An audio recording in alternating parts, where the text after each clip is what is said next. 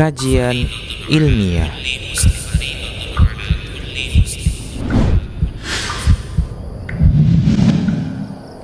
Baik, bismillahirrahmanirrahim. Assalamualaikum warahmatullahi wabarakatuh.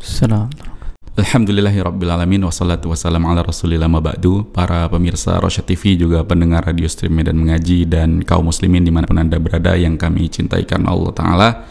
Kita kembali di podcast spesial Kaula Muda, dan alhamdulillah sudah bersama kita guru kita Ustaz Muhammad Permana Hafizahullah Ta'ala, yang seperti biasa akan kembali menghadirkan sosok yang akan kita kaji biografinya, yang mungkin mudah-mudahan bisa menjadi inspirasi kita atau teladan kita dalam kehidupan kita sehari-hari. Sosok yang tentunya dari kalangan kaula muda atau orang-orang yang ada di sekitar Nabi Muhammad SAW. Dan di hari ini atau di pertemuan ini, insya Allah kita akan kembali menghadirkan sosok yang baru ya Ustaz. Kemarin kita sudah membahas habis tentang sahabat dari kaum Ansar juga ya Ustaz. Dan ini insya Allah kita akan mengangkat lagi sosok yang akan kita bahas, yang mudah-mudahan bisa menjadi inspirasi kita. Dan kita angkat judul di pertemuan kali ini, teladan mulia dalam loyalitas nih. Bicara tentang loyalitas sepertinya akan sangat menjadi sesuatu yang menarik Ustaz, karena di kalangan kita khususnya kaula muda ini, loyalitas ini menjadi sesuatu yang ya barang berharga gitu Ustaz. Kadang ada yang mungkin tapi penempatannya mungkin yang harus menjadi ini yang menjadi fokus pembahasan kita nanti mungkin Ustaz. Dia apakah loyalitas karena komunitasnya, ada karena tongkrongan, mungkin karena ya hobi dan segala macam. Ini yang mungkin nanti bisa diambil faedah dari perjalanan sahabat yang mulia yang kita bahas nanti insyaallah. Dan seperti biasa nanti kita memberikan kesempatan bagi yang mau bertanya di segmen-segmen tanya jawabnya. Ustaz, langsung saja Ustaz, di sahabat yang mulia yang akan kita bahas ini, teladan mulia dalam loyalitas, fayatafadhal masykur. Silakan Ustaz. Bismillah. Assalamualaikum warahmatullahi wabarakatuh. Alhamdulillah, wassalatu wassalamu ala rasulillah wa alihi wa ashabihi wa man tabi'ahum bi ihsanin ila yaumiddin. Wa ba'du. Para pemirsa Rosyad TV dan para pendengar radio streaming Medan Mengaji yang dimuliakan oleh Allah Subhanahu wa Ta'ala, topik pembahasan kita pada kesempatan kali ini berkaitan tentang loyalitas. Dan loyalitas ini memang harus ada pada diri seorang muslim. Namun loyalitas yang bagaimana yang harus ditampakkan, karena ini bagian dari akidah. Syekh Muhammad bin Abdul Wahab di dalam menjelaskan apa itu Islam, apa yang dimaksud Islam di dalam kitab Al-Usul As-Salatah, beliau mengatakan Al-Islam al-istislamu lillahi bitauhid, ya, menyerahkan diri sepenuhnya kepada Allah Subhanahu wa Ta'ala dengan mentauhidkannya. Wal inqiyadu lahu bitta'ah, tunduk dan patuh di dalam mentaati Allah Subhanahu wa Ta'ala. Wal bara'atu minasyirki wa ahlihi, dan berlepas diri dari ya kesyirikan dan pelaku kesyirikan itu sendiri. Nah, jadi poin yang ketiga itu berlepas diri dari kesyirikan dan pelaku kesyirikan itu sendiri. Ini kaitannya dengan loyalitas. Artinya loyalitas ini ditujukan kepada ahlu tauhid dan berlepas diri dari kesyirikan dan pelaku-pelakunya. Oleh karenanya di dalam banyak ayat Allah Subhanahu wa Ta'ala menyebutkan bagaimana loyalitas yang ditunjukkan orang-orang yang beriman di zaman Nabi kita SAW. Ya, kerabat-kerabat mereka ini orang-orang kafir, orang-orang musyrik, tapi mereka menjunjung tinggi tauhid, membela Nabinya SAW. Dan beberapa kisah sudah kita sebutkan bagaimana bentuk loyalitas yang ditampakkan oleh para sahabat Nabi SAW kepada Nabi SAW. Nah, Allah Subhanahu wa Ta'ala mengatakan di dalam surat Al-Imran ayat yang ke-28, A'udzubillahi minasyaitonirrajim, la yattakhidhul mu'minuna al-kafirina awliya'a min dunil mu'minin wa man yaf'al dzalika falaysa minallahi fi syai'in illa an tattaqu minhum tuqah wa yuhadzirukumullahu nafsah wa ilallahil masir. Janganlah orang-orang beriman menjadikan orang kafir sebagai pemimpin, walaknya, auliyanya, melainkan orang-orang beriman. Jadi kalau yang mau diangkat menjadi pemimpin itu adalah orang-orang yang beriman. Barang siapa berbuat demikian, niscaya dia tidak akan memperoleh apapun dari Allah kecuali karena siasat menjaga diri dari sesuatu yang kamu takuti dari mereka. Dan Allah memperingatkan kamu akan diri siksanya dan hanya kepada Allah tempat kembali. Demikian kaum muslimin, kaum muslimat yang dimuliakan oleh Allah. Dalam ayat yang lain, Allah Subhanahu wa taala menyebutkan tentang bagaimana bentuk loyalitas itu. Di dalam surat Al-Mujadilah ayat yang ke-22 Allah mengatakan, la tajidu qauman yu'minuna billahi wal yawmil akhir yuwaduna man haddallaha wa rasulah walau kanu aba'ahum aw abna'ahum aw ikhwanahum aw ashiratahum. Engkau Muhammad tidak akan mendapatkan suatu kaum yang beriman kepada Allah dan hari akhir saling berkasih sayang dengan orang-orang yang menentang Allah dan Rasulnya. Gak akan ditemukan tuh orang-orang yang beriman kepada Allah dan hari akhir itu berkasih sayang dengan orang-orang yang menentang Allah dan Rasulnya. Dalam hal ini adalah orang-orang kafir, sekalipun orang-orang itu bapaknya, anaknya, saudaranya, dan keluarganya. Demikian. Jadi meskipun kerabat-kerabatnya, orang yang memang kembali kepada pengertian Islam yang dijelaskan oleh Syekh Muhammad bin Abdul Wahab, dia akan berlepas diri itu. Loyalnya kepada siapa? Kepada orang lain. Loyalnya kepada orang lain yang mereka beriman kepada Allah dan Rasulnya. Bahkan Nabi kita SAW mengatakan dalam hadis yang dikeluarkan oleh Imam Ahmad, tali keimanan yang paling kuat adalah berwala kepada Allah. Jadi wala di sini hanya kepada Allah. Memusuhi, mencintai, serta membenci sesuatu karena Allah Subhanahu wa taala. Jadi kalau kita membenci karena Allah, mencintai karena Allah Subhanahu wa taala, memberi karena Allah. Jadi jelas nih loyalitasnya kemana nih? Loyalitasnya kepada Allah Subhanahu wa taala. Loyalitasnya kepada Rasulullah sallallahu alaihi wasallam. Loyalitasnya kepada orang-orang yang beriman. Seperti itu dia. Nah, kali ini kita angkat sahabat yang mulia yang benar-benar menunjukkan loyalitasnya kepada Allah Subhanahu wa taala dan Rasulnya. Dan sahabat ini mungkin kita baru mendengar mungkin, ya, karena bukan sahabat yang masyhur seperti sahabat-sahabat pada umumnya yang banyak meriwayatkan hadis, yang ahli dalam peperangan, yang banyak sedekahnya.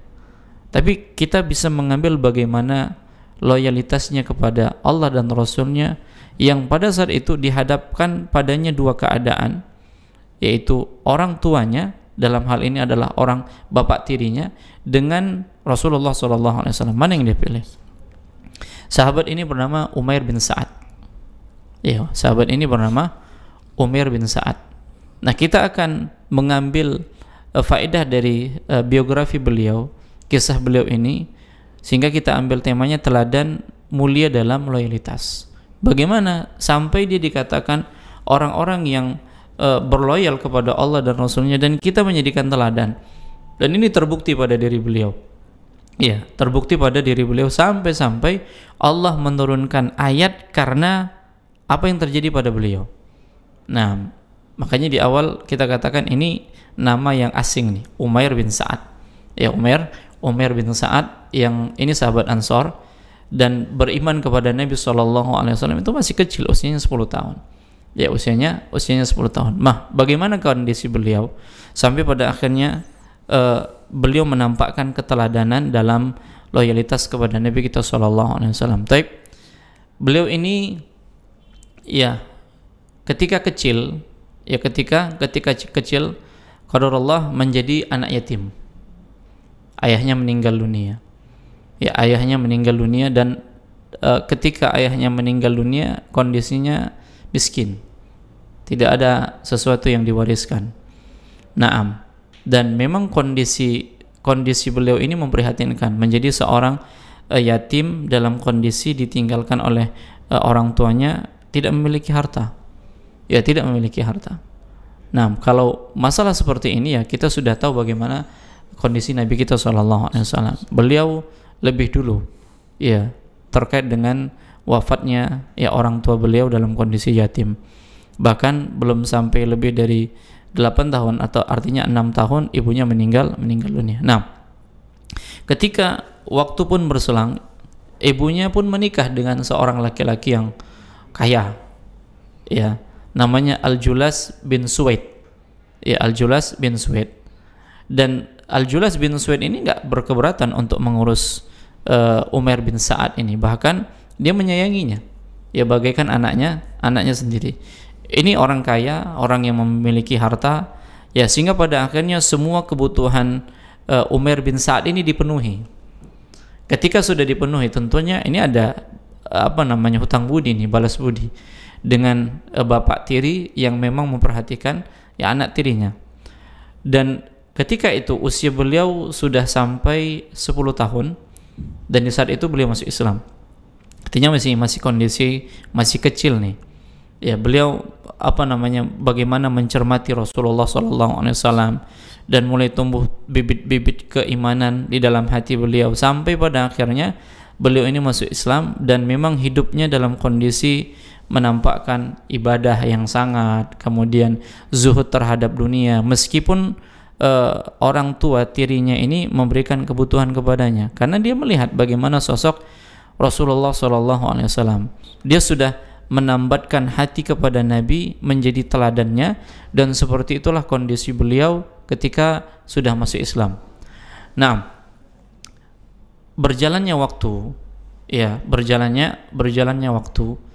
sampai pada akhirnya di tahun ke-9, ya, di tahun ke-9 Hijriah. Memang kisah tentang beliau ini yang uniknya ini ketika di tahun ini, dan inilah sebab inilah tema itu diangkat di tahun ke-9 yang memang beliau ini masih kecil. Ya, beliau ini masih kecil, dan di tahun ke-9 itu tahun di mana akan dilakukan peperangan melawan tentara Romawi. Ya, setelah selesai dari perang Fathul Mekah, kemudian perang Hunain, maka persiapan untuk menghadapi tentara-tentara Romawi. Artinya orang-orang musyrikin ini sudah diselesaikan oleh Nabi SAW. Kemudian orang-orang Yahudi juga sudah diselesaikan oleh Nabi SAW. Yang di hadapan Nabi ini orang-orang Nasrani, Ahlul Kitab dari bangsa Romawi. Nah, kemudian biasanya Nabi kita SAW, itu ketika akan berperang di suatu daerah, beliau nanya yang berlawanan. Kalau berperangnya di daerah utara, beliau nanya selatan gimana? Kalau berperangnya di daerah barat, timur bagaimana? Tapi yang dihadapi ini adalah tentara Romawi. Ya, tentara Romawi, dan sudah terdengar berita bahwasanya Nabi SAW, Romawi sudah bergerak dengan kekuatan 40.000. Ya, yang pada saat itu sebagian dari orang-orang Arab bergabung dengan tentara-tentara Romawi karena mereka membayar pajak jizyah kepada orang-orang Romawi, tunduk kepada kepemerintahannya pada saat itu. Nah, sampai pada akhirnya Nabi selama sebulan itu tidak mendatangi istrinya, saking khawatirnya. Ya, kalau mereka sudah sampai ke Madinah.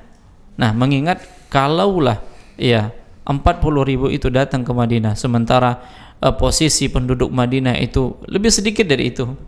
Ya, lebih sedikit dari itu. Nah, sampai pada akhirnya inilah yang mengkhawatirkan Nabi, dan beliau tidak mendatangi istrinya selama sebulan. Sampai ada berita bahwasanya Rasulullah ini telah menceraikan istrinya, padahal tidak, kondisi yang genting. Dan pada akhirnya Nabi umumkan bahwasanya mereka akan menghadapi pasukan yang besar, maka semuanya kaum muslimin ya di Madinah, di Makkah, dan di tempat-tempat yang lainnya itu diperintahkan untuk ikut berperang. Maka mulailah mereka berkumpul di Madinah, dari luar, dari Makkah, dari tempat-tempat yang lain, dan mereka membuat kemah-kemah di Madinah. Nah, di saat itu Nabi SAW memberikan motivasi kepada mereka untuk apa? Untuk berinfak. Karena kondisi yang memprihatinkan. Sehingga dikatakan Jaisyul Usrah, tentara prihatin. Kenapa dikatakan tentara prihatin? Satu ekor unta itu dinaiki oleh 18 orang gantian. Bayangkan 18 orang. Dan Nabi SAW hanya mengizinkan yang punya perlengkapan perang, harta, yang boleh ikut. Yang nggak punya nggak bisa ikut. Karena ini memang prihatin gitu. Ya, yang dia punya bekal sendiri ikut. Nah, mulailah Nabi SAW memerintahkan kepada para sahabat untuk berinfak. Lalu mulai mereka berinfak. Di antaranya adalah Abu Bakar yang pertama kali berinfak. Lalu ketika dia berinfak, dia menginfakkan seluruhnya. Datang Utsman, datang Umar dengan separuh hartanya, Utsman dengan 1000 dinar cash di hadapan Nabi SAW. Lalu Nabi membolak-balik dinar yang diberikan oleh Utsman, dan Nabi mengatakan ma dhara Utsman ba'da hadza. Setelah ini enggak ada yang bisa memudaratkan Utsman. Nah, di samping itu beliau memberikan 900 ekor unta dan 100 ekor kuda. Jadi totalnya ada 1000. Belum lagi kafilah dagangnya yang baru datang dari Syam dengan segala barang-barang yang yang berada di atas tunggangannya, itu semuanya diinfakkan di jalan Allah Subhanahu wa taala. Nah, kemudian sahabat-sahabat yang lain, Abdurrahman, Tolha, dan yang lainnya. Dan orang-orang munafik, orang-orang munafik Allah abadikan. Kenapa? Karena pada saat para sahabat memberikan sesuatu yang banyak, dikatakan itu riya segala macam, menginginkan ini dan itu. Adapun yang ngasih sedikit, hanya beberapa mud saja, mereka mengatakan Muhammad nggak butuh yang kau berikan. Sehingga Allah Subhanahu wa taala menurunkan ayatnya di dalam Al-Qur'an, alladzina yalmizuna almutawwi'ina minal mu'minin fis sadaqat walladzina la yajiduna illa juhdahum fayaskharuna minhum. Allah katakan di dalam surat At-Taubah ayat yang ke-79, orang munafik yaitu mereka yang mencela orang-orang yang beriman yang memberikan sedekah dengan sukarela, dan yang mencela orang-orang yang hanya memperoleh untuk disedekahkan sekedar kesanggupannya. Yang banyak ini dicela, apalagi yang sedikit. Nah, maka orang-orang munafik itu menghina mereka. Allah akan membalas penghinaan mereka dan mereka akan mendapat azab yang pedih. Ini pelajaran menarik. Artinya semua kita itu diberikan kelebihan oleh Allah Subhanahu wa taala. Diberikan kemampuan oleh Allah. Ini kan sifatnya sosial, jihad. Ini merupakan puncak dari keislaman seseorang, itulah jihad. Nah, kalau kita ambil benang merahnya dengan kegiatan kita, misalnya ada yang sifatnya kegiatan-kegiatan sosial, ada yang berinfak dengan infak yang banyak, ada yang sedikit, ada yang dengan idenya, ada yang dengan tenaganya. Masing-masing itu memberikan bantuan dengan yang dia miliki. Dan jangan kita menjadi orang-orang munafik yang hanya mencela gitu, mengkritisi. Sedekah nggak kita berikan, yang banyak, yang sedikit, apalagi yang banyak. Tenaga juga kita nggak berikan, tenaga kita tidak berikan. Kemudian ide-ide juga kita nggak miliki. Yang kita lakukan hanya mantau, wait and see kata orang kan gitu. Nyinyir, buat status dan lain sebagainya. Kok seperti ini, kok seperti itu. Nah, demikian. Nah, hati-hati dengan apa yang kita ucapkan dan apa yang kita tulis. Karena semuanya akan dimintai pertanggungjawaban oleh Allah Subhanahu wa taala. Tanpa kita pun, agama ini, kegiatan sosial itu kan jalan. Allah yang menolong. Sekarang balik lagi kepada kita. Peran kita ini apa untuk amalan-amalan sosial, kegiatan-kegiatan sosial, dakwah, kegiatan sosial. Jangan kita termasuk ke dalam orang yang terakhir, orang yang hanya mengkritisi, orang yang hanya mengomentari tanpa ada berbuat apa-apa. Kita bakal mati. Dan ketika kita meninggal dunia, yang ada apa? Yang kita titipkan di dunia ini apa? Kalau kita punya ide keluarkan. Kalau kita punya tenaga kita keluarkan. Kalau kita punya harta kita gunakan. Kalau kita punya kedudukan kita gunakan. Jadilah pembuka pintu kebaikan. Nah, setelah dia melihat banyaknya orang-orang yang bersedekah, lalu dia mengatakan, kenapa Al-Julas tidak mau bersedekah? Dirinya nih. Ada apa dengan dia? Dia tahu bahwasanya Al-Julas ini kaya. Kenapa tidak bergerak hatinya untuk bersedekah? Tidak mau berinfak. Dia bertanya-tanya di dalam hatinya, kenapa orang-orang sampai yang sedikit pun, yang miskin pun yang dia tahu hanya beberapa mud saja itu diberikan kepada Nabi SAW. Sampai pada akhirnya Allah Subhanahu wa taala takdirkan, artinya mereka bertemu nih. Terjadi dialog antara ayah tiri dengan anak tiri. Naam. Umair mengatakan kepada Sa'ad, ya saya melihat orang-orang semuanya berinfak kepada Nabi SAW untuk persiapan perang ini. Ya, lalu bagaimana dengan ayah? Ya, lalu bagaimana dengan ayah? Dia berharap dengan ucapannya itu ayahnya tergugah. Ya, ayah tirinya ini mau berinfak karena dia menceritakan bagaimana Abu Bakar, Umar, semuanya diceritakan. Apa yang terlontar dari ucapan dari si ayah yang tak terduga ini, ucapan yang tak terduga. Dia katakan, demi Allah, seandainya apa yang dikatakan Muhammad benar, niscaya kedudukan kita lebih buruk daripada keledai, seperti disambar petir di siang hari. Yang seharusnya dia mendapatkan jawaban yang mengembirakan, maka ini jawaban yang bisa menjadikan dia kufur, keluar dari Islam. Dan dia tidak tahan dengan ucapan orang tuanya. Dia tidak tahan, karena apa? Karena ini ucapan yang bahaya, ucapan yang menggugurkan keislamannya. Ya. Nah, dalam kondisi seperti itu, dia pun mempertimbangkan nih. Mempertimbangkan apa? Kalau seandainya dia menceritakan ya apa yang diucapkan oleh ayahnya ini, berarti dia bukan termasuk orang yang berterima kasih kepada ayahnya. Karena selama ini dia diberikan fasilitas, diberikan kebutuhan, tempat tinggal. Namun kalau seandainya dia tidak menceritakan, maka dia menjadi orang yang mengkhianati Nabi SAW. Ada di tengah-tengahnya itu pengkhianat yang dia biarkan begitu saja tanpa dia sampaikan kepada Nabi SAW, dan dia tidak menampakkan loyalitasnya kepada Nabi SAW. Akhirnya apa yang dikatakan? Setelah dia matang mengatakan kepada Al-Julas tadi, ya, aku akan sampaikan berita ini kepada Rasulullah. Yang engkau ucapkan aku akan sampaikan kepada Rasulullah, dan siapkan argumentasimu. Tegas dia katakan. Ya, memang nih bapak tiri. Ya, tapi dalam hal ini kalimat yang mengeluarkan dia dari Islam. Lalu pemuda ini pun mendatangi Nabi SAW dan dia ceritakan. Ya, dan dia ceritakan apa yang dia dengar dari bapak tirinya ini. Dia nggak bisa tahan. Kan pilihannya menahan ucapan bapaknya karena balas budinya kepada bapaknya, atau dia sampaikan kepada Rasulullah, ya, dengan kata lain dia akan membongkar aib bapaknya tapi dia tidak dikatakan khianat. Lalu Rasulullah SAW memanggil sahabat untuk memanggil bapaknya, Al-Julas. Dihadapkan, Al-Julas pun datang dan dia sudah siap dengan argumentasinya. Apa katanya? Rasulullah mengatakan SAW, benarkah yang diucapkan oleh anak ini? Maka bapak tirinya mengatakan, dia memfitnahku, wahai Rasulullah. Ini omong kosong. Aku sama sekali tidak berucap demikian. Nah, di sini ada anak tirinya, di sini bapak tirinya. Lalu Nabi SAW mengkonfrontir, ya, dari ucapan Umair bin Sa'ad. Al-Julas menimpal. Maka merah padam wajahnya dan mulai matanya itu berkaca-kaca. Kenapa? Karena dia tidak membenarkan ucapannya dan khawatir nanti Umair ini memfitnah, dan yang di hadapan mereka ini adalah Rasulullah.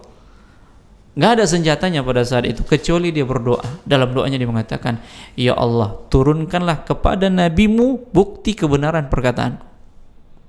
Jadi artinya Umair ini nggak mau membantah bapaknya di hadapan Nabi SAW. Senjatanya apa? Doa. Senjatanya doa. Nah, sampai pada akhirnya, ya pada akhirnya Nabi SAW pun terdiam. Nabi terdiam, dan semua para sahabat yang hadir pada saat itu diam semua dan melihat gelagat Nabi SAW. Ya, melihat gelagat Rasulullah SAW. Nabi dalam kepayahan pada saat itu. Semuanya terdiam. Sehingga sampai pada akhirnya Allah menurunkan surat At-Taubah ayat yang ke-74. A'udzubillahi minasyaitonirrajim. Yahlifuna billah ma qalu wa laqad qalu kalimatal kufri wa kafaru ba'da islamihim wa hammu bima lam yanalu. Wa ma naqamu illa an aghnahumullahu wa rasuluhu min fadlih. Fa fa iyatubu yaku khairul lahum wa iyatawallaw yu'adzibhumullahu adzaban aliman fid dunya wal akhirah wa ma lahum fil ardi min waliyyin wala nasir. Mereka orang-orang munafik bersumpah dengan nama Allah bahwa mereka tidak mengatakan sesuatu yang menyakiti Muhammad.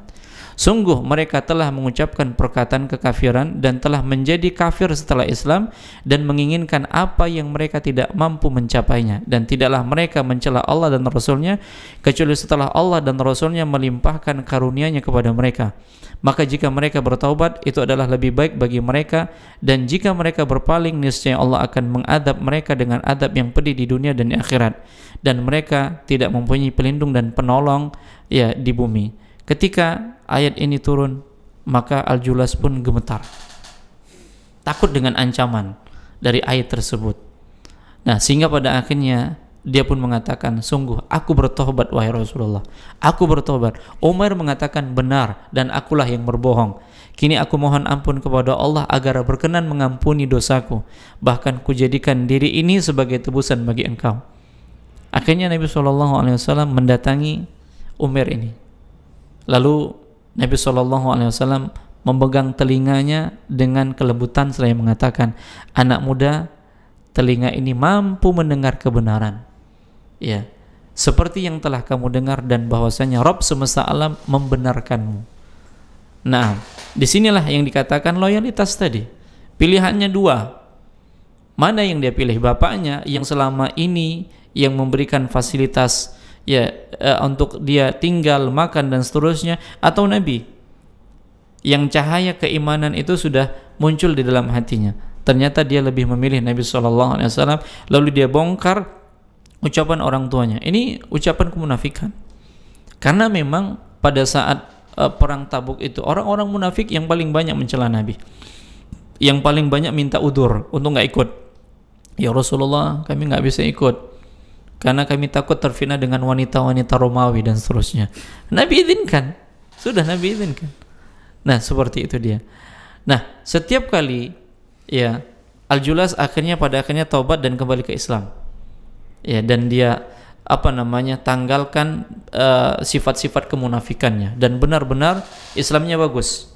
Nah, setiap kali ada yang menyebut-nyebut Umair anak tirinya di telinganya dan dia dengar, maka Al-Julas mengatakan, semoga Allah membalas kebaikan atas jasanya pada diriku, sebab dialah yang menyelamatkanku dari kekufuran dan pembebasanku dari api neraka.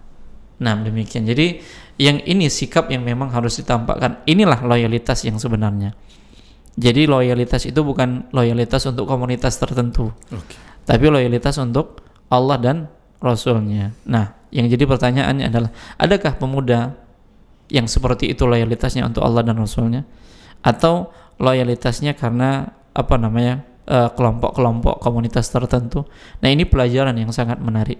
Ya, pelajaran yang sangat menarik dari Umair bin Sa'ad. Ini segmen yang pertama yang bisa kita bahas. Nah, baik, Masya Allah, jazakumullah khairan Ustaz. Dan kita persilahkan bagi pemirsa Rosyad TV juga pendengar radio stream dan mengaji yang mau bergabung di podcast spesial Kaula Muda kali ini, bisa bertanya melalui pesan WhatsApp atau SMS, juga bisa langsung bertanya di kolom komentar platform media sosial kita yang melakukan live streaming. Mungkin dari kita dulu Ustaz yang di studio Ustaz. Tadi pertanyaan awal tadi kan, untuk siapa kita sebenarnya memberikan loyalitas kita sebagai seorang muslim gitu Ustaz. Dan di segmen awal tadi Ustaz juga udah menjelaskan ya ke ahli tauhid, orang-orang yang bertauhid, al-muwahhidin ya Ustaz. Nah. Masya Allah, para muwahhid ini ke mereka. Tapi dalam satu sisi kita nggak bisa, istilahnya kalau sekarang tuh nggak bisa berpijak di dua kaki ya Ustaz. Nggak bisa kita dalam satu waktu kita loyal kepada ahli tauhid atau para muwahhid tadi, kita juga loyal ke orang-orang musyrik gitu. Iya. Loyalnya gitu ya, sama nih, loyal ke sini, pasang dua kaki lah istilahnya. Kalau sekarang jadi aman. Main aman. Mungkin karena faktor bisnis, aku juga ada muamalah nih sama dia terus macam-macam gitu, atau ada kepentingan kayaknya dia dalam sisi ini pintar, bisa dimanfaatin. Kalau nggak ngasih loyalitas ke dia, nanti berpaling pula. Ini gini gimana Ustaz? Nah, tadi kita sudah sebutkan di surat Al-Imran ayat yang ke-28, Allah katakan, janganlah orang-orang beriman menjadikan orang kafir sebagai pemimpin, melainkan orang-orang beriman.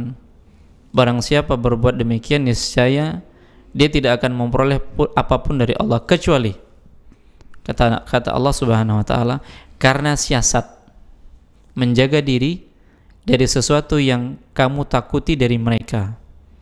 Nah, jadi ada siasat nih. Ya, karena kekhawatiran yang mungkin kemudaratannya lebih besar lagi daripada maslahatnya, akhirnya apa? Dia bermuamalah. Iya. Seperti di antara para sahabat yang mereka ini belum benar-benar menampakkan keislaman karena memang kondisi mereka lemah. Nggak ada sarana bagi mereka untuk hijrah. Ya, kondisi mereka lemah. Sampai pada akhirnya ya mereka bermuamalah dengan mereka dengan muamalah yang baik. Untuk apa? Siasat agar mereka aman. Ya, sampai nanti ada peluang bagi mereka bebas dari cengkraman mereka, dari penindasan mereka gitu. Karena kita tahu bagaimana di awal-awal para sahabat masuk Islam itu yang tidak punya kedudukan, budak, orang miskin ini selesai. Dan mereka nggak sanggup menghadapi yang seperti itu. Dan ada juga yang sanggup, seperti kisah-kisah para sahabat yang sudah kita sebutkan, Khabbab yang pernah kita sebutkan, bagaimana keberanian beliau ya menghadapi siksaan-siksaan majikannya sampai pada akhirnya beliau berhijrah ya bertemu dengan Nabi SAW. Tapi tidak semua karakter para sahabat yang demikian.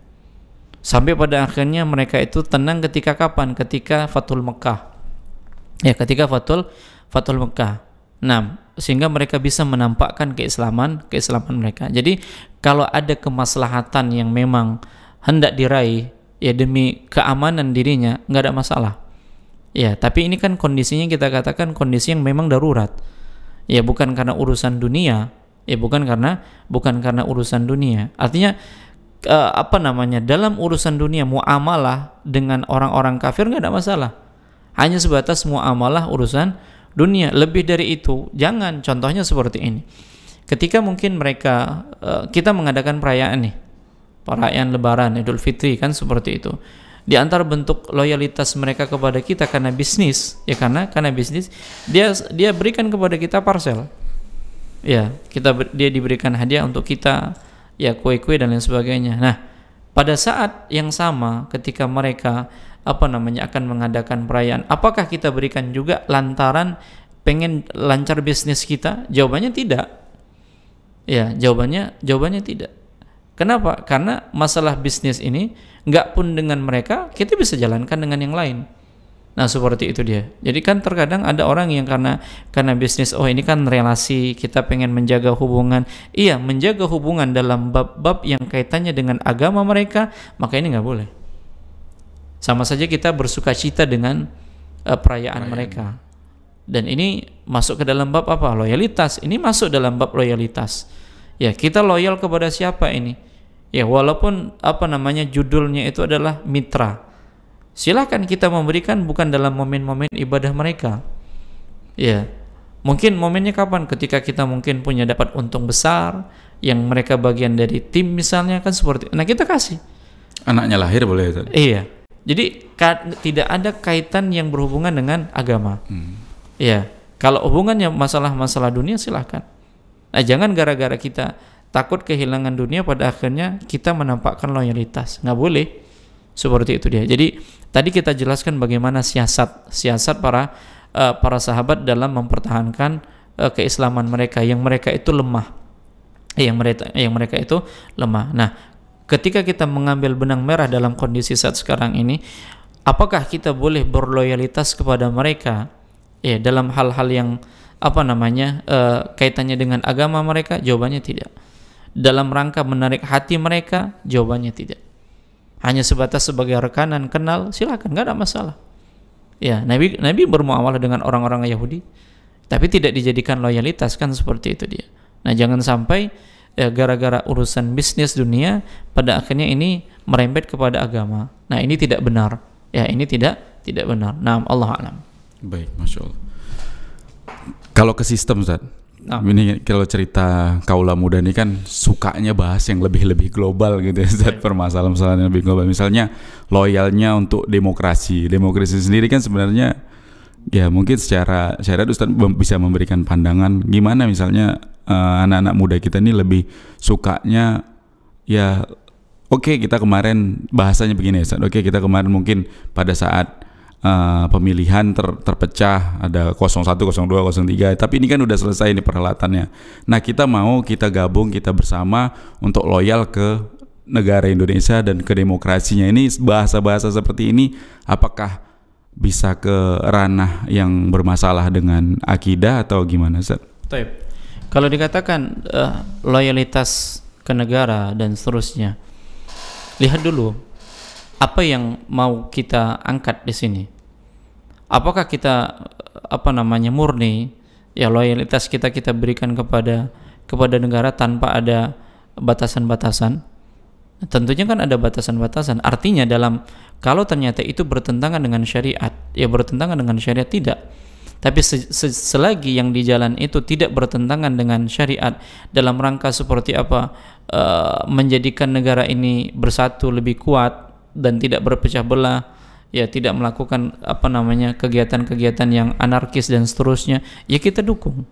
Karena memang seperti itulah yang diperintahkan oleh Allah Subhanahu wa taala dan nabinya, kan seperti itu. Yang kita diperintahkan untuk dengar dan taat kepada pemimpin. Ya. Tapi dalam ranah yang bagaimana? Dalam ranah yang tidak bertentangan dengan syariat. Kalau ternyata bertentangan dengan syariat, tidak ada loyalitas seperti itu.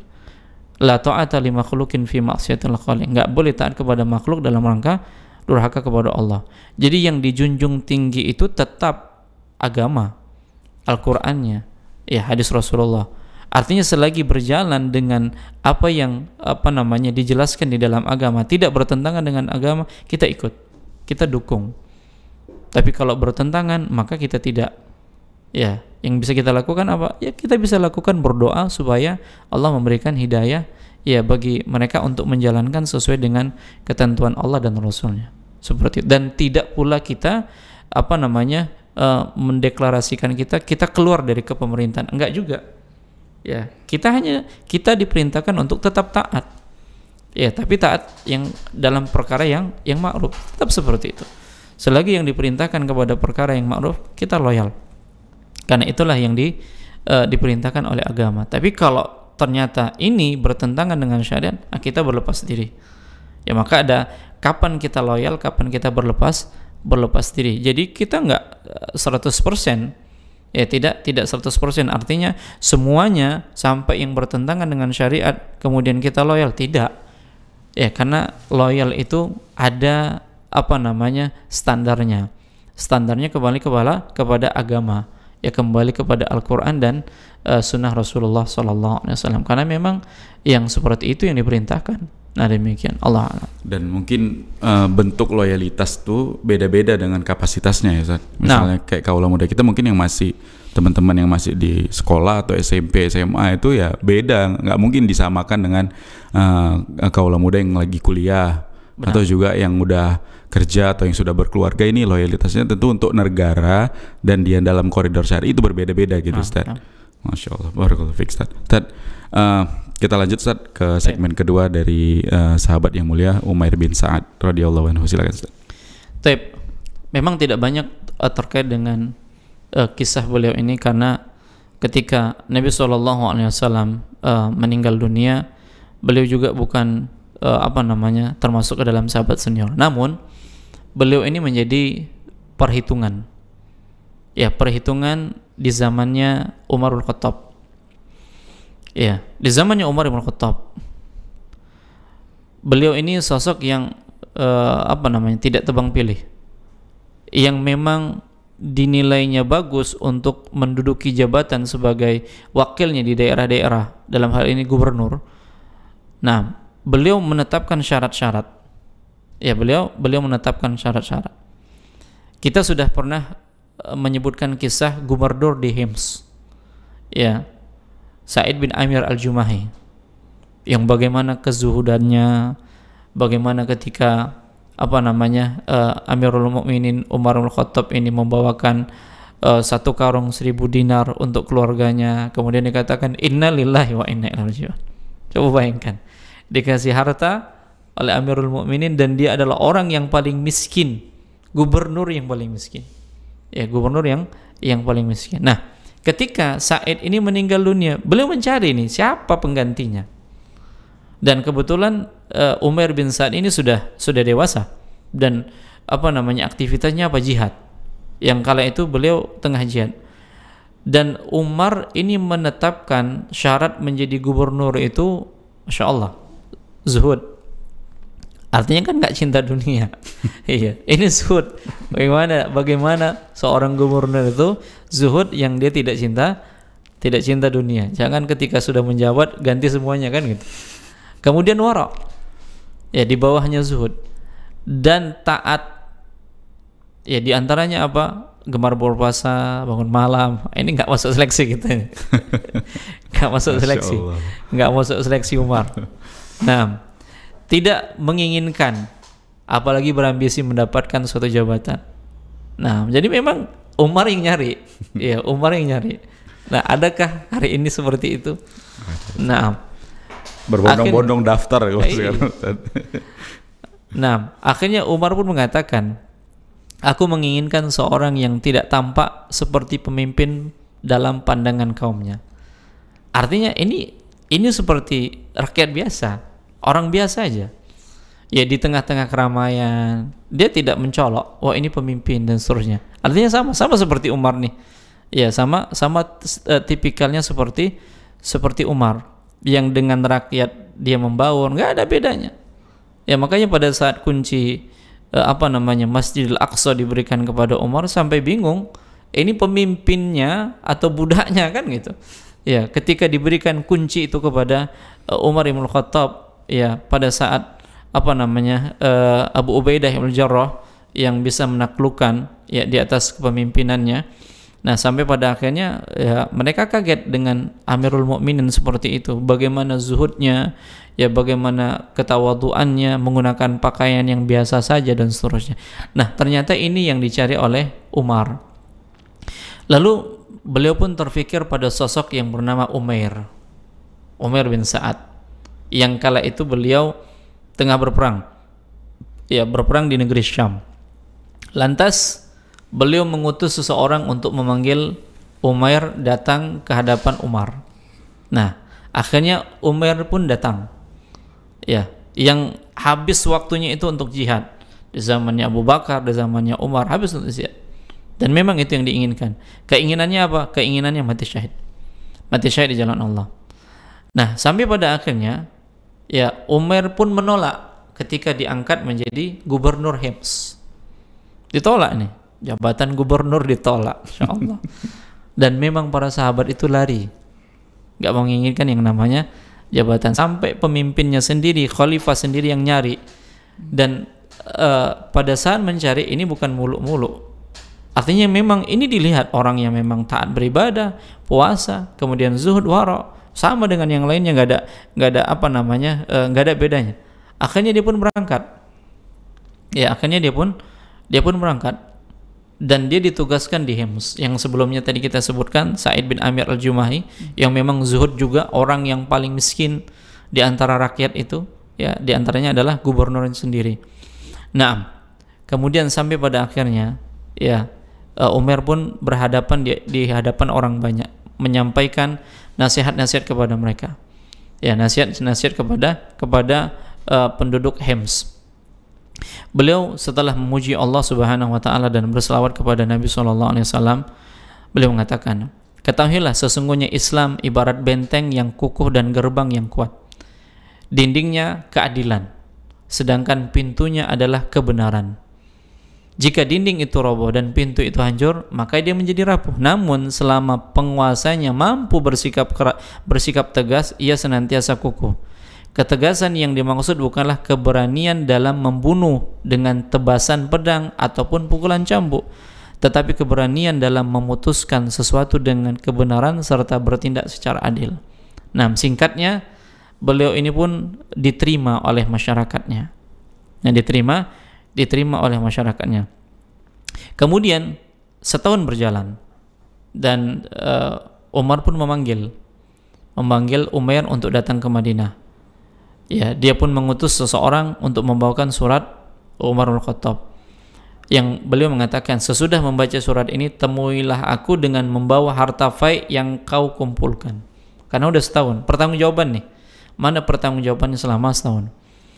Nah, apa yang dilakukannya? Dia pun mengambil kantong dan bejadanya, menggantungkan embernya serta membawa tongkatnya, lalu berjalan kaki menuju Madinah.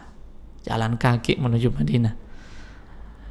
Sampainya di pusat pemerintahan tersebut, wajahnya terlihat pucat, rambutnya jelas acak-acakan. Ini jalan, ya, bawa kantong, bejana, kemudian ember. Nah, kemudian dalam kondisi demikian, dia pun mengatakan, semoga keselamatan selalu menyertai engkau wahai Amirul Mukminin. Kemudian Umar mengatakan, Umar, ada apa denganmu? Aku baik-baik saja, kata Umar, dan dunia menyertaiku. Kemudian Umar mengira bahwasanya Umar datang membawa harta fai. Kemudian dia mengatakan, kamu kemari dengan berjalan kaki. Benar, kata Umar. Umar bertanya lagi, tidakkah ada seorang yang dengan sukarela memberimu kendaraan? Mereka enggak melakukannya. Dan aku tidak memintanya. Ya, dan aku tidak memintanya. Mereka tidak memberikan dan aku tidak memintanya, kata Umar. Lalu Umar mengatakan, betapa buruk perilaku kaum muslimin di Hims. Apa kata Umar? Wahai sahabat Rasulullah, Allah melarang kita berbuat ghibah. Jadi Umar ini dinasihati oleh Umar, udah biarkan, jangan ceritakan mereka. Demikian. Lalu Umar mengatakan, apa saja yang kamu perbuat selama ini? Dia katakan, setiap harta yang kau peroleh dari mereka sudah dimanfaatkan sebagaimana mestinya. Dan jika ada sisa, maka itulah yang dikirimkan kepada engkau. Artinya memang nggak ada harta fai. Ya, tidak ada harta fai yang dibawanya. Hanya bekal dia saja. Ya, hanya bekal dia. Nah, akhirnya Umar pun mengatakan, perpanjang masa jabatan Umar. Perpanjang kontraknya. Apa kata Umar? Maaf, aku tidak ingin bekerja untuk engkau lagi ataupun untuk orang lain. Jadi jabatan gubernurnya itu dia tolak. Nah, dan yang diinginkan apa? Yang diinginkan untuk ibadah, jihad dan seterusnya. Mundur. Nah, jadi dia tidak membawa apa-apa, tidak ada harta fai, yang dibawa hanya bekalnya saja dan itu pun berjalan kaki. Nah, seperti itu dia. Jadi artinya, ya, Umar dalam hal ini ketika Umar mengundurkan diri jabatannya sebagai gubernur, ya ada kekecewaan. Kenapa? Karena memang orang ini yang dicari. Ya, orang ini yang dicari, yang memang tidak menginginkan dunia. Seperti itu dia.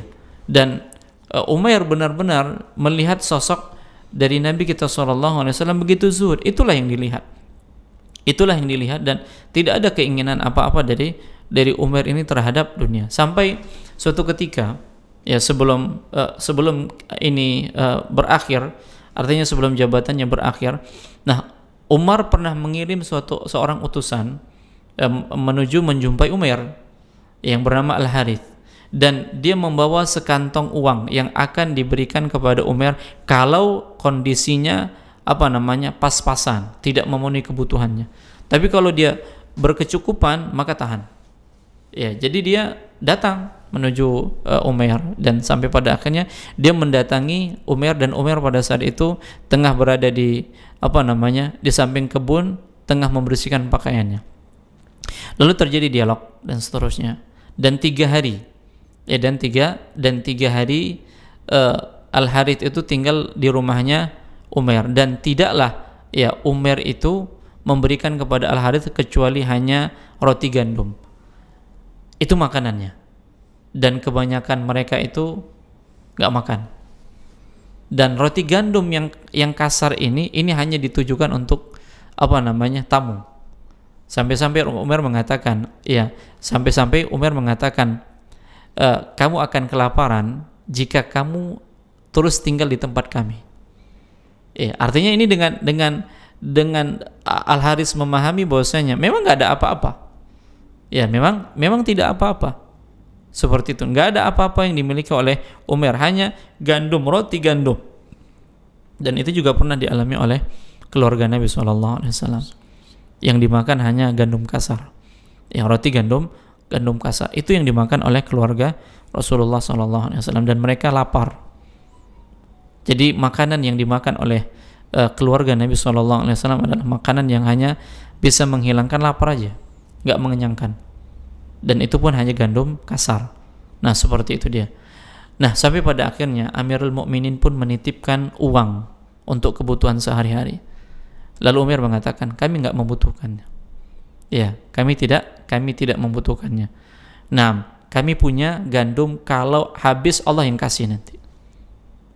Kalau gandum ini habis, Allah yang akan memberikan nanti. Istrinya menyahut. Ya, istrinya menyahut. Ambillah wahai Umair. Ya, sesungguhnya kita membutuhkan. Ya, kita akan simpan dan kita akan gunakan untuk kebutuhan kita. Maka pada akhirnya uang itu pun diletakkan di kain. Ya, uang itu diletakkan di kain, kemudian disimpan. Ketika Al-Haris ini pulang, dia nggak tahu ternyata maksud disimpan ini adalah diberikan kepada anak-anak yatim, kepada fakir miskin. Habis. Sampai pada akhirnya Umar mengatakan, apa yang dilakukan dengan uang itu? Dia simpan. Tahunya kan dikatakan disimpan. Akhirnya Umar pun dipanggil, lalu bertanya, apa yang engkau gunakan untuk harta yang sudah aku titipkan kepada Al-Harith? Kata Umar, ya, yang engkau berikan kepadaku nggak usah kau tanya lagi. Yang ditanya kan itu. Udah jadi miliknya, iya. Gitu maksudnya, Ustaz. Iya. Namun dia mengatakan, aku ingin mengetahuinya. Nah, inilah yang nggak diketahui oleh Al-Haris. Maksud disimpan itu semuanya sudah aku berikan kepada fakir miskin dan anak-anak para syuhada. Selesai habis. Masya Allah. Ya, selesai habis. Sampai pada akhirnya ketika dia mau pulang, dia pun mau diberikan uang dengan pakaian. Adapun uang ditolak. Adapun uang aku tidak terima. Karena kami masih ada gandum yang kalau habis Allah akan berikan lagi. Adapun pakaian ini sesungguhnya Ummu Fulanah, artinya istrinya, membutuhkannya karena hampir-hampir dia itu seperti telanjang. Artinya robek-robek pakaiannya. Itulah pakaian yang dia gunakan. Nah, seperti itu dia. Nah, kemudian pada akhirnya dia pun berpamitan dari khalifah, ya, kemudian kembali ke Al-Hims, yang sampai pada akhirnya ketika dia dipanggil, dia pun mengundurkan diri dari jabatannya. Nah, demikian, Allah a'lam. Masya Allah, nih mundur dari jabatan gubernur pesangon nggak diambil ya, Ustaz. Masya Allah. Agaknya sulit itu, Ustaz. Yang zaman sekarang langka atau punah mungkin, Ustaz. Ustaz, nih ada pertanyaan dari WhatsApp-nya Rosyad TV, kita bacakan, Ustaz. Pertanyaan pertama, saya sudah menikah di tahun lalu, Pak, tapi buku nikah hilang, hanya tersisa sertifikat 1. Kami pernah cekcok dan suami tidak sengaja menyebut kata talak. Apakah itu harus menikah ulang atau gimana? Silakan, Ustaz. Ini kok udah ke bab nikah? Buku nikah hilang. Buku nikah hilang. Sering cekcok dan pernah ada kata-kata kayak talak gitu tadi, Ustaz. Nah, kalau dari sisi agamanya, ya, ketika suami itu menjatuhkan kata talak, ya sudah jatuh. Ya, sudah jatuh. Dari sisi agama, kita berbicara dari sisi agama. Nah, karena kan kalau mau ke pengadilan lagi, kan, ini buku nikahnya udah hilang kan, gitu. Betul. Sulit. Dari sisi agamanya sudah jatuh talak. Dan kalau baru kali itu dia mentalak, suaminya mentalak, baru jatuh 1. Ya, talak roja'i yang bisa kemungkinan untuk rujuk kembali. Nah, rujuknya bagaimana? Kalau rujuknya itu masih di masa iddah, ya 3 kali haid, dan di masa-masa itu mereka rujuk, maka tidak mengapa tanpa dengan akad nikah baru. Ya, cukup suami mengatakan kita rujuk. Dan rujuk ketika di masa-masa iddah itu haknya suami. Ya, haknya suami. Ketika si suami mengatakan kita rujuk, sudah selesai rujuk. Hanya dengan ucapan. Ya, atau dengan perbuatan seperti mohon maaf, seorang suami itu menggauli istrinya. Nah, di masa-masa iddah itu si istri punya hak tempat tinggal, hak nafkah, belum hilang haknya. Bahkan kalau seandainya di saat itu suami meninggal dunia, pada saat dia ditalak nih, pada saat ku talak kau, kemudian pada akhirnya ya suaminya yang jantungan, ya bukan istrinya yang jantungan, suaminya jantungan meninggal dunia, maka si istri dapat warisan. Ya, karena itu masih status istrinya. Ya, karena masih di masa iddah. Jadi ini masa iddah ini masih mudah untuk rujuk. Nah, seperti itu dia, tanpa dengan akad nikah, baru dengan ucapan dan dengan perbuatan. Nah, kalau ternyata masa iddahnya sudah berakhir 3 kali haid, ya maka dia pun keluar dari rumah suaminya dan dia tidak lagi mendapatkan hak nafkah. Namun kalau ingin rujuk kembali bisa, tapi dengan syarat, ya dalam hal ini minta persetujuan mantan istrinya dan walinya. Ya kalau tadi kan tanpa persetujuan rujuk, tapi kalau sudah berakhir masa iddah artinya dia sudah menjadi orang lain, ini butuh persetujuan dari mantan istrinya, kemudian wali si istri, dengan akad nikah baru, dengan mahar baru. Ya, dengan akad nikah baru dan dengan mahar baru. Nah, yang seperti ini cukup dengan kekeluargaan saja. Saksi keluarga aja. Saksi keluarga saja, ya sudah selesai. Ya jangan buat undangan lagi. Jangan buat undangan lagi. Cukup orang-orang dekat menunjukkan bahwasanya mereka sudah rujuk kembali. Dan jangan dikatakan ketika sudah rujuk ini pemutihan, enggak. Ya, bukan pemutihan, bukan juga seperti Pertamina, mulai dari nol lagi, enggak. Tetap sudah jatuh talak 1. Nah, hati-hati ketika sudah menikah lagi, artinya sudah mengantongi talak 1. Jangan lagi ada percekcokan. Nah, untuk itu ikut di seminar supaya paham hak dan kewajiban suami. Nah, demikian. Ini promosi juga. Masya Allah, iya betul Ustaz. Soalnya pertanyaan kedua masih tentang nikah juga nih, Ustaz. Gitu. Jadi kalau banyak yang mau nanya soal nikah, ikut aja seminarnya, ya Ustaz ya. Oh. Baik. Pertanyaan kedua Ustaz jazakumullah khairan Ustaz atas jawabannya. Pertanyaan kedua, bismillah, assalamualaikum Ustaz. Afwan mau nanya dan minta arahannya. Ketika seorang suami berbuat salah, melanggar agama sehingga membuat hati seorang istri terluka dan kemudian sang istri jadi futur, ia bekerja kembali untuk menghilangkan sakit hatinya, hilang fitrahnya sebagai wanita dan setiap dinasehatin istri tidak terima dengan dalih kamu aja seperti ini. Apa yang harus suami perbuat, Ustadz? Apa yang harus suami perbuat? Kayaknya cocok nih ikut seminar. Iya betul. Ini atas bawah sama orang enggak? Dijawab di seminar aja kayaknya. Ya cocok. Nah, ini kembali kepada hak dan kewajiban. Artinya kalau ditanya apa yang harus diperbuat oleh suami, yang harus diperbuat oleh suami ya taubat. Kalau cerita ke suami, ya kalau ceritanya ke suami nih, yang harus dibuat oleh suami adalah taubat dan memperbaiki kondisi taubatnya dengan memperbaiki ibadah, ketakwaan kepada Allah Subhanahu wa taala. Ingat, rumah tangga itu bagaikan bahtera yang saling melengkapi satu dengan yang lain. Suami saja yang berjalan, ya di atas bahtera itu nggak bisa. Dia butuh seorang istri sebagai pendampingnya gitu. Nah, masing-masing berperan sesuai dengan perannya yang Allah fitrahkan kepada mereka. Kalau suami bermaksiat, dosa ditanggung suami. Dan jangan balas kemaksiatan suami itu dengan kemaksiatan istri. Ini salah. Kalau ternyata suami bermaksiat lalu istri membalas kemaksiatannya, berarti ini sama. Suami dan istri sama. Nah, sehingga kedua-duanya dituntut untuk apa? Sama-sama bertobat kepada Allah Subhanahu wa taala. Nah, karena memang si suami yang sudah memulai terlebih dahulu, maka dia tampakkan bahwasanya dia sudah berubah. Dia sudah berubah. Dia bertobat kepada Allah, dia perbaiki muamalahnya kepada Allah Subhanahu wa taala. Jadi pada saat bertobat itu yang harus diperbaiki pertama kali adalah muamalah dia dengan Allah. Salah seorang tabi'in mengatakan, Abdullah bin Aun, perbaiki muamalahmu dengan Allah, Allah akan memperbaiki muamalahmu dengan manusia. Ini kata kuncinya. Bagaimana hati seorang itu bisa kembali lembut dengan mencari cintanya Allah. Allah yang akan melembutkan hatinya. Dan Allah yang akan menjadikan dia itu menjadi cinta kepada suaminya. Ya, gimana caranya suami itu memperbaiki muamalahnya dengan Allah? Jaga sholat 5 waktunya ditambah dengan sholat sunnah, jaga sholat malamnya. Ya, kemudian hadir di dalam majelis-majelis ilmu supaya dia tahu kewajibannya sebagai seorang suami apa terhadap istrinya.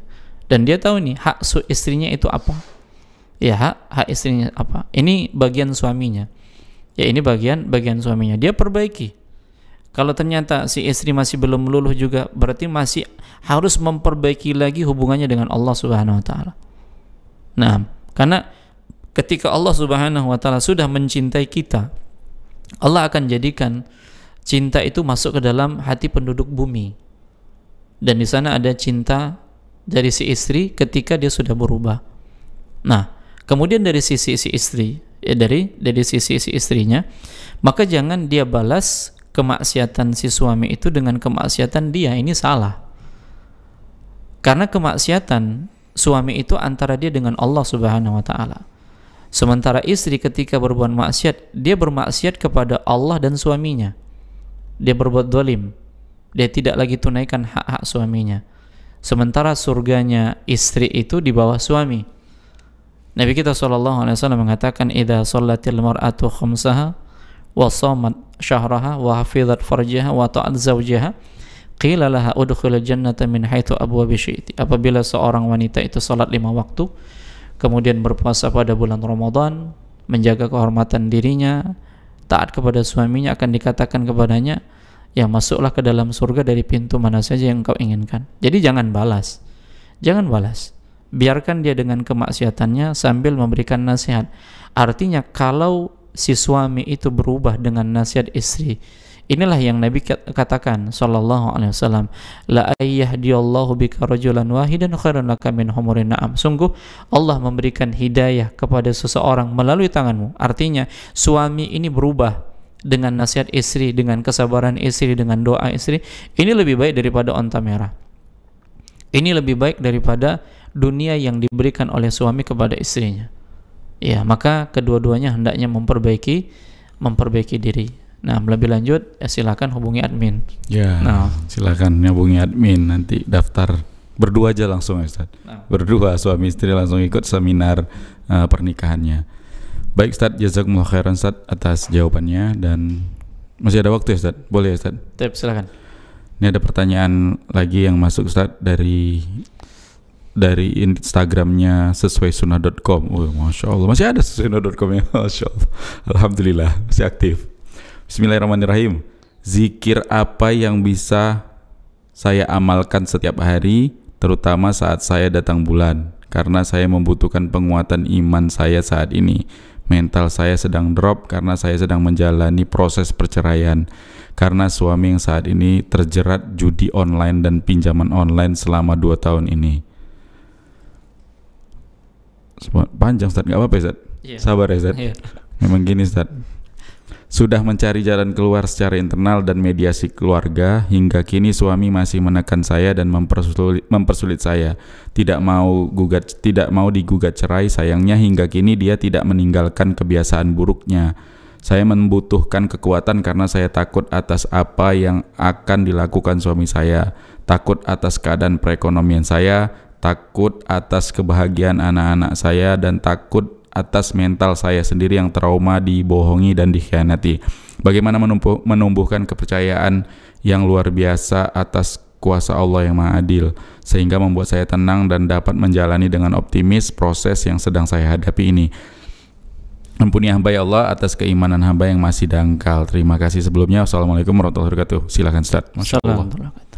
Nah, satu hal yang harus difahami, sebagaimana Nabi SAW mengatakan kepada Ibnu Abbas, ma asabaka lam yakun liyukhti'aka wa ma akhta'aka lam yakun liyusibaka. Apa-apa yang menimpamu gak akan meleset, dan apa-apa yang tidak terjadi pada dirimu tidak akan mungkin terjadi, tidak akan menimpamu. Artinya apa yang dialami oleh penanya itu sudah Allah takdirkan 50.000 tahun sebelum diciptakan langit dan bumi, dan wajib beriman. Wajib beriman dengan takdir Allah Subhanahu wa taala. Takdir Allah itu ada 2. Ada takdir yang baik dan ada takdir yang buruk. Dan kali ini yang dihadapi adalah takdir yang buruk, yaitu diambang pintu perceraian. Nah, karena apa? Karena kemaksiatan yang dilakukan. Memang di dalam rumah tangga itu ketika ada kemaksiatan, Allah nggak akan tolong. Allah Subhanahu wa taala tidak akan tolong. Karena di dalam rumah tangga itu bagian dari ibadah, dan ibadah itu akan ditolong oleh Allah ketika kita menjauhkan maksiat. Pasti ada masalah. Nah, sampai pada akhirnya masalah ini diambang pintu perceraian. Dan kalaupun sudah terjadi, ini sudah takdir Allah. Nah, jadi sikap yang harus dilakukan apa? Sabar. Kalau ini adalah takdir buruk, maka kewajibannya adalah sabar. dan tahu atau tidak tahu hikmahnya dijalani. Dan yang harus difahami adalah ujian itu seukuran dengan keimanannya. Bagaimana keimanan seorang hamba, seperti itulah ujian yang akan dia hadapi. Dan ujian kali ini adalah ujian yang berkaitan tentang rumah tangga. Suami yang melakukan maksiat sampai pada akhirnya terjadilah apa yang terjadi. Nah, jadi tunggu hikmahnya apa ketika Allah tetapkan, ketika Allah Subhanahu wa taala tetapkan ini terjadi perceraian, sudah tidak bisa lagi, sudah dilakukan mediasi, ya, kemudian mungkin sudah ada orang yang memberikan nasihat, tapi ternyata ini tidak berjalan dengan baik, yang sampai pada akhirnya si istri gugat cerai ke pengadilan misalnya. Ini yang harus ini yang dilakukannya, ya, ketika suami tidak mau mentalak, kemudian khulu'nya istri ditolak misalnya, ya maka ke pengadilan. Ya, untuk apa? Untuk menyelamatkan diri, untuk menyelamatkan agamanya, karena dia tidak mendapatkan sosok yang bisa memberikan pengajaran agama kepada si istri. Apalagi kalau sampai pada akhirnya nafkahnya itu dari harta yang haram. Nah, demikian. Jadi yang dilakukan adalah sabar dan tunggu hikmahnya Allah Subhanahu wa taala apa. Dan yakin ini pasti ada hikmahnya, dan ini sesuai dengan keimanan. Ya, sesuai dengan keimanan. Jalanilah takdir Allah ini dengan sabar, karena ujiannya adalah ujian sabar hari ini. Ya, jalani dengan kesabaran. Ikuti ketetapan Allah Subhanahu wa taala. Lalu zikir apa yang harus dilakukan? Semua zikir bisa diucapkan. Semua zikir bisa diucapkan meskipun dalam kondisi haid. Silakan perbanyak istighfar kepada Allah Subhanahu wa taala, perbanyak mengatakan la ilaha illa anta subhanaka inni kuntu minadh dhalimin. Dan ingat, dalam kondisi seperti ini, ya, dengarkan nasihat dengan hadir di dalam majelis ilmu. Ya, majelis ilmu itulah yang bisa menenangkan hati. Ya, sehingga masalah yang dihadapi itu bisa dijalani. Kalau sampai pada akhirnya seorang wanita punya masalah, kemudian dia tidak mau belajar, tidak mau mendengarkan nasihat, tidak datang kajian, ini pada akhirnya akan menjadi momok baginya di rumah. Kemudian dia berpikir tentang anaknya, suaminya. Cari sesuatu yang bisa dia menenangkan hati. Ala bidzikrillah tatmainnul qulub. Ketahuilah, dengan berzikir kepada Allah itu hati menjadi tenang. Dan di antara zikir kepada Allah adalah hilaqu dzikr, majelis zikir. Majelis zikir itu apa? Majelis ilmu. Datang, ya, nanti ketemu dengan wanita-wanita yang solehah, teman-teman yang bisa memberikan motivasi, ya, atau mungkin pada saat pemateri menyampaikan materinya terkena dengan kita, ya, Allah takdirkan hati kita menjadi tenang dengan ucapan, dengan kajian yang kita dengar. Ini yang harus dilakukan. Ini yang harus dilakukan untuk menenangkan hati. Jadi menenangkan hati itu hanya kembali kepada Allah, bukan kepada yang lainnya. Kalau dalam kondisi sudah suci dari haid, perbanyak sholat. Ya, perbanyak sholat, karena Allah sendiri mengatakan wasta'inu bisabri wasshalah. Minta tolong kepada Allah dengan sabar dan sholat. Di sana ada jawaban. Perbanyak sholat sunnah, sholat malam sepertiga malam yang terakhir. Dan senantiasa mengadu kepada Allah, karena semua datang dari Allah dan kembali kepada Allah Subhanahu wa taala, dan hikmahnya juga Allah Subhanahu wa taala sudah tetapkan, yang mungkin saat ini tidak tahu hikmahnya apa, tapi lama-kelamaan Allah akan bukakan taufik kepada kita sehingga kita tahu ternyata hikmahnya apa. Nah, demikian, semoga Allah Subhanahu wa taala memberikan kemudahan kepada yang bertanya, dan semoga Allah berikan kesabaran untuk bisa melewati ujian yang tengah dihadapi. Allah a'lam. Amin ya rabbal alamin. Masyaallah. Jazakumullah khairan, Ustaz. Jazakallah. Ustaz, mungkin terakhir, Ustaz, di pertemuan kali ini, Ustaz, dari kita yang di studio, Ustaz, mungkin kadang ada perasaan di kita atau kaula muda kita, mungkin ada perasaan kayaknya aku udah si paling loyal lah untuk agama ini gitu. Ini kalau bukan karena aku di sekolah ini nggak mungkin masuk dakwah tauhid, dakwah sunnah. Di kampus ini kayaknya nggak bakalan berkembang nih dakwah. Bahkan di kota ini kayaknya berkembang ini, ya kayaknya aku ini masuk orang baru, nggak tahu adab, kayak ini langsung mau ngambil cuan dari dakwah. Nah, ini perasaan-perasaan kayak gini mungkin kan pernah terjadi, Ustaz, di kalangan kaula muda kita ini. Gimana, Ustaz? Silakan, Ustaz. Nah, merasa paling loyalitas. ya kan, seperti itu. Dan menganggap dakwahnya ini dialah yang yang paling terdepan untuk menyampaikan dakwah, berhasilnya dan seterusnya. Nah, gak ada andil kita. Gak ada andil kita dalam hal ini. Semuanya Allah Subhanahu wa taala. Kita ini hanya sebatas wasilah saja. Ya, jangan katakan kita adalah orang yang paling berjasa di dalam menyebarkan agama ini. Tanpa kita Allah sebarkan agama ini. Ya, tanpa kita. Allah Subhanahu wa taala mengatakan di dalam surat At-Taubah ayat yang ke-33, "Huwallazi arsala rasulahu bil huda wa dinil haq." Dialah yang telah mengutus rasulnya dengan petunjuk Al-Qur'an dan agama yang benar untuk diunggulkan atas segala agama. Dialah Allah. Huwallazi arsala rasulahu bil huda wa dinil haq liyudhhirahu 'ala ad-dini kullih. Ya, agar Allah Subhanahu wa taala mengunggulkan agama ini atas segala agama yang lainnya, walau karihal musyrikun, walaupun orang-orang musyrik tidak menyukai. Jadi nabi saja yang telah berhasil di dalam menyebarkan dakwah pada saat Fathul Makkah, sampai Makkah kembali kepada agama yang dibawa oleh Nabi Ibrahim. Ya, kembali tauhid itu ditegakkan. Pada saat masuk ke dalam Makkah, lihat bagaimana tawaduknya Nabi SAW. Beliau tunduk sampai-sampai janggutnya itu mengenai pelana unta beliau. Kenapa? Karena semua yang terjadi sampai beliau bisa menaklukkan kota Makkah itu karena Allah. Itu Nabi. Itu saja Rasulullah SAW. Kita nggak ada apa-apanya. Ya, kita nggak ada apa-apanya. Yang pada akhirnya masuk Islam, manusia banyak berbondong-bondong masuk Islam. Idza ja'a nasrullahi wal fath. Ya, apabila telah datang pertolongan Allah dan kemenangan, dan engkau melihat manusia banyak yang berbondong-bondong masuk Islam, apa perintah Allah? Fasabbih bismi rabbikal ladzi fasabbih idza jaa nasrullahi wal fath wa ra'aitan nasa yadkhuluna fi dinillahi afwaja fasabbih bihamdi rabbika wastaghfir. Allah perintahkan kepada Nabi untuk apa? Bertasbih, memuji Allah dan beristighfar kepada Allah. Bukan kita, saya yang paling loyalitas di sini. Ketika kawan-kawan sudah pada bubar, saya masih di sini.